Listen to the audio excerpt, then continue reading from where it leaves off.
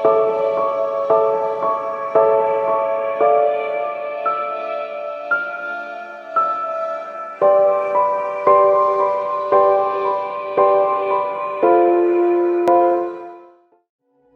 சாந்தி. யாராவது உங்களை அவமானப்படுத்தினா என்ன பண்ணுவீங்க? யாராவது உங்களை மதிக்காமல் நடந்துக்கிட்டா உங்கள் மனசு பாதிக்குமா? இன்னைக்கு பாப்தாதா நமக்கு மிக ஆழமான ஒரு ரகசியத்தை புரிய வைக்கிறாரு.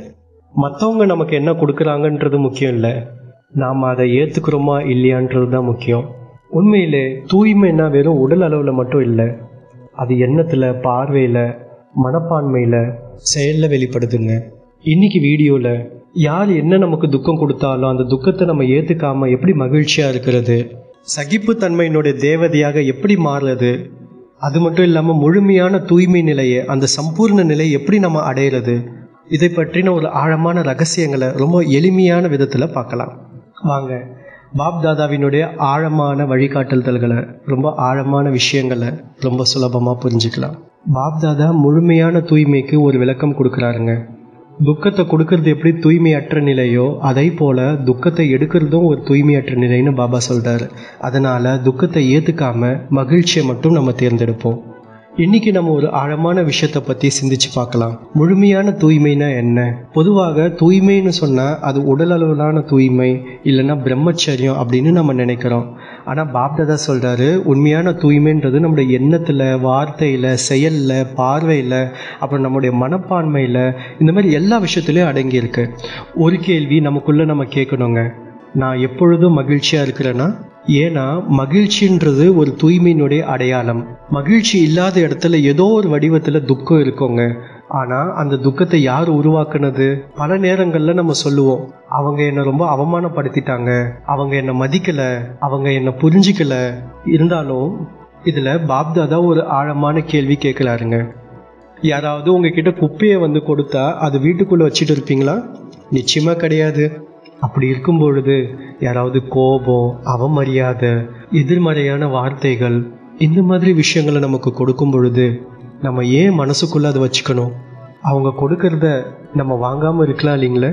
நம்ம துக்கப்படுறது அவங்க சொன்னதால் மட்டும் கிடையாதுங்க, அவங்க கொடுத்ததை நம்ம வாங்கினதுனால தாங்க. அதனால் முதல்ல நம்ம இந்த தீர்மானத்தை எடுப்போம், யார் எனக்கு எந்த துக்கத்தை கொடுத்தாலும் அந்த துக்கத்தை நான் ஏற்றுக்கொள்ள மாட்டேன். யார் என்னை என்ன சொன்னாலும் சரி, நான் என்னுடைய சுயமரியாதையில் இருப்பேன். பாப்தாதா நமக்கு ஒரு ஆழமான சுயமரியாதையை கொடுக்குறாருங்க. என்னன்னு பார்க்குறீங்களா? அதுதான் சகிப்புத்தன்மையினுடைய தேவதை. ஒரு தேவதைன்னா அவங்க வாங்குறவங்க இல்லைங்க, கொடுக்குறவங்க. அவங்க அன்பை கொடுப்பாங்க, மரியாதையை கொடுப்பாங்க, அமைதியை கொடுப்பாங்க, இந்த மாதிரி நிறைய விஷயங்களை கொடுப்பாங்க. யார் என்ன பண்ணாலும் நம்ம அவங்களுக்கு நல்லதே கொடுப்போம். யாராவது நம்ம கிட்ட கோவப்பட்டால் நம்ம கோவத்தை திருப்பி கொடுக்கக்கூடாதுங்க, அமைதியை கொடுக்கலாம். யாராவது நம்மளை அவமானப்படுத்தினா நம்ம மறுபடியும் அவங்கள அவமானப்படுத்தணும்னு அவசியம் இல்லைங்க, நாம் அவங்களுக்கு மரியாதையை கொடுக்கலாம். நம்ம மரியாதையை கொடுக்கறதுனால நம்ம ஒன்றும் இறங்கி போகிறது கிடையாது. இதுதான் உண்மையான சகிப்புத்தன்மையினுடைய சக்தி. சில நேரங்களில் நம்ம நல்ல சேவை பண்ணுறோம், நமக்குள்ள ஒரு நல்ல திறமைகள் இருக்கலாம், ஆனால் அந்த திறமைகள் இது என்னுடையது அப்படின்னு ஒரு மறைமுகமான எண்ணம் வந்தால் கூட ஒரு நுட்பமான அகங்காரம் அங்கே தொடங்குது. என்னுடைய பேர் வரணும், என்னை யாராவது பாராட்டணும், எனக்கு முக்கியத்துவம் கொடுக்கணும், இந்த மாதிரி நான் அப்படின்ற உணர்வு தாங்க நமக்கு பல வீணான எண்ணங்கள் உருவாகிறதுக்கு காரணமாக அமையுது.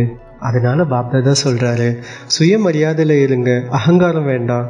நம்ம கிட்ட இருக்கக்கூடிய எல்லா சிறப்பு அம்சங்களும் பரமாத்மா இறைவன் நமக்கு பரிசாக கொடுத்தது. இந்த ஒரு விஷயத்த நம்ம நினைவில் இருக்கணுங்க. இப்போ நம்ம ஒரு சின்ன சுய பரிசோதனை செய்யலாம். என்னுடைய மனப்பான்மை எப்படி இருக்குது? என்னுடைய பார்வை எப்படி இருக்குது? என்னுடைய செயல்கள் எப்படி இருக்குது? ஒவ்வொரு ஆத்மாவையும் நான் நல்ல உயர்ந்த பார்வையில் பார்க்குறேன்னா, நான் இறைவனுக்கு சமமாக ஆகணும். அப்படின்னா இறைவன் என்ன யோசிக்கிறாரோ அது போல் யோசிக்கணும். இறைவன் ஒவ்வொருத்தவங்களையும் எப்படி பார்க்குறாரோ அதே போல் நம்ம பார்க்கணும். அப்போதாங்க நம்ம இறைவனுக்கு சமமாக, பரமாத்மாவுக்கு சமமாக ஆக முடியும்.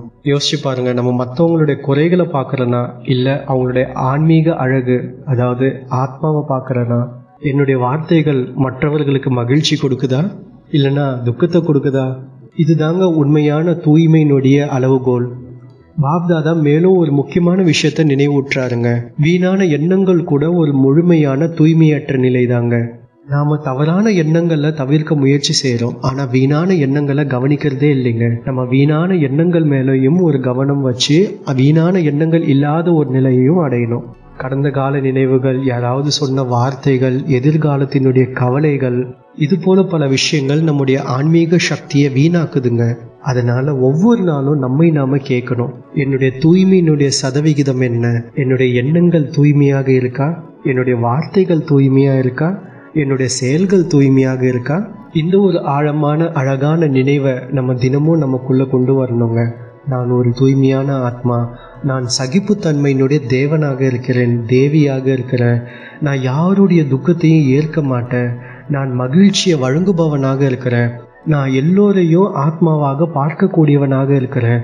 இந்த ஒரு பயிற்சி நம்மளை முழுமையான அந்த தூய்மையினுடைய நிலைக்கு அருகாமையில் கொண்டு போகுதுங்க. அதனால் பரமாத்மா சொல்லி இருக்கக்கூடிய இந்த தூய்மையினுடைய அளவுகோலை வச்சு நம்மை நாம் பரிசோதிப்போம். முழுமையாக தூய்மையாக பரமாத்மாவுக்கு சமமாக மாறுவோம். நல்லது. மீண்டும் அடுத்த பதிவில் உங்களை சந்திக்கிறேன். ஓம் சாந்தி.